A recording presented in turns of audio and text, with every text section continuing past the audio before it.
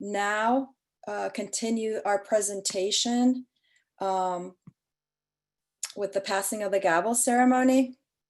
So this means that my 2020 presidency comes to a close, which is bittersweet, but I am so honored to be presenting the gavel to my colleague and fellow board member and president-elect Greg Minott, who will now be the 2021 president of the BSA.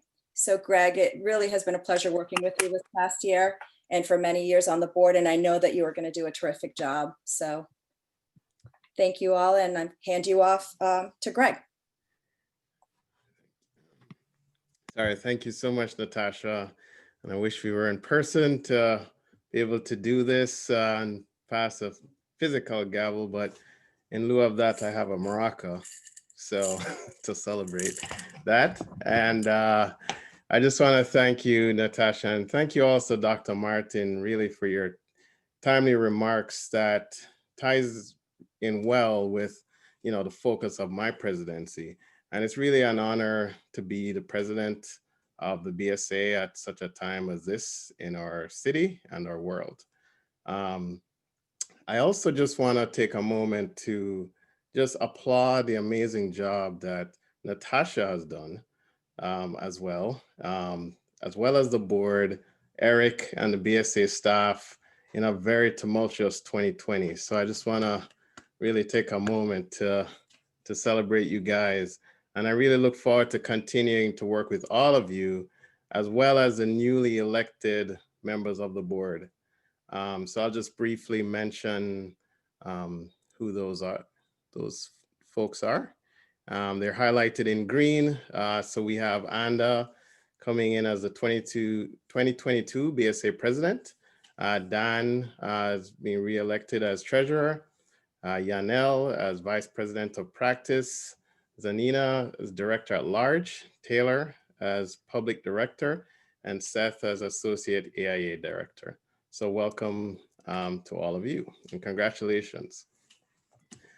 So when I ran for this position in 2019, there was no pandemic, there was no economic crisis, and no national groundswell around the need to address racial justice, equality, and systemic police brutality.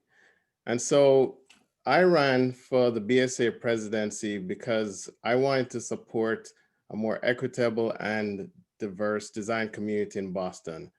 And given all that has happened over the last 12 months, my commitment to that goal has only strengthened.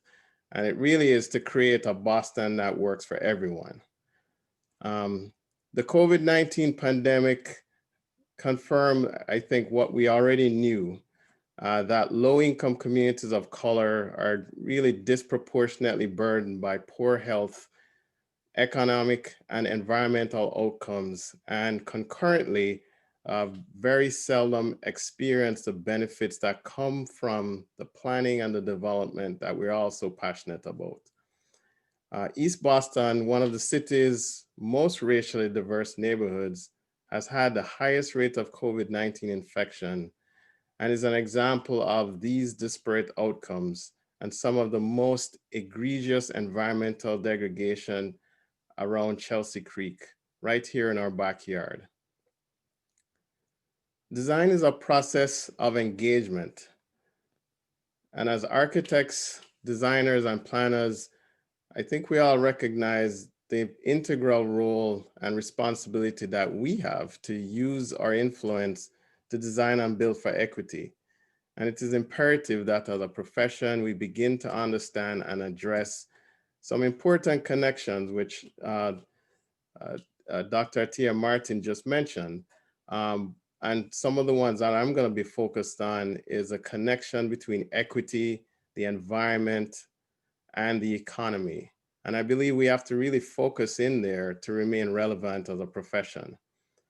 We still have a lot of work to do on this issue, but I believe strongly that we are equipped to do it. And as Natasha mentioned earlier, we have, and we're fortunate to have the 3 successive BSA presidents who served as co-chairs of the BSA Equity, Diversity, and Inclusion Task Force, beginning with Natasha, continuing with my presidency and welcoming ANDA in 2022. So this really ensures that there will be continued focus at the BSA on critical EDI issues. And as Natasha mentioned also, the BSA's Race and Architecture platform was started in 2020 as a listening series about the issues that are affecting BIPOC architects. It was a time of reflection and introspection as an organization to really try to identify areas where the BSA can really have a greater impact on enhancing diversity and inclusion in our profession.